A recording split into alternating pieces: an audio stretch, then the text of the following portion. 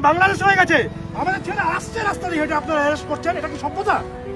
বেতন কি আপনার মা মমতা দেয় নাকি আপনাকে? ডেপুটেশনটা জমা দিতে দিন।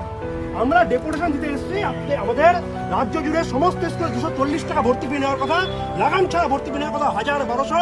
রাজ্য সরকার আর্থিক বরাদ্দ কোনো স্কুলে করতে পারছে না, সেই কারণে লাগাম ছাড়া ভর্তি ফি চলছে। লক্ষ লক্ষ মানুষ আজকে এর জন্য সাফারার, লক্ষ লক্ষ ছাত্র সাফারার। কম্পোজিট গ্র্যান্ড রাজ্য সরকার দিতে পারছে না। আমরা এই জন্য স্মারকলিপি দিয়ে শিক্ষামন্ত্রীকে জবাব দিতে দিয়েছি। পুলিশ কি বলছে? পুলিশ বলবে কি?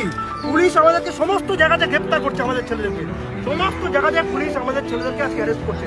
এটাই আসছিল। দেখুন, এবার চোরের মতো পালিয়ে এসছে, চোরের মতো পালিয়ে পালিয়ে একজন করে এখানে জড়ো হচ্ছে। চোর যেভাবে পালিয়ে পালিয়ে আসে, সেভাবে আমাদেরকে গিরিলা কায়দা অভিযান করতে হচ্ছে। মনে হচ্ছে আমরা এখন যাদেরকে মারতে যাচ্ছি, এরকম অভিযান আমাদেরকে করতে হচ্ছে। আপনার লজ্জা লাগে না? লজ্জা ঘৃণা কিছু নেই? বাচ্চা বাচ্চা ছেলেগুলো রাস্তা দিয়ে আসছে, তুলে নিয়ে চলে যাচ্ছে থানাতে। বাড়ির থেকে এর চেয়ে বড় বড় ছেলে আপনাদের আছে, আপনারা যারা আছেন, আপনাদের মেয়ের বয়সে এসছে, এদেরকে অ্যারেস্ট করতে এসছে। হাত কাঁপছে না? পা কাঁপছে না? বেতন মমতা দেয় না, 4 মাস পর মমতা থাকবে না, 4 মাস পর আমরা থাকবো।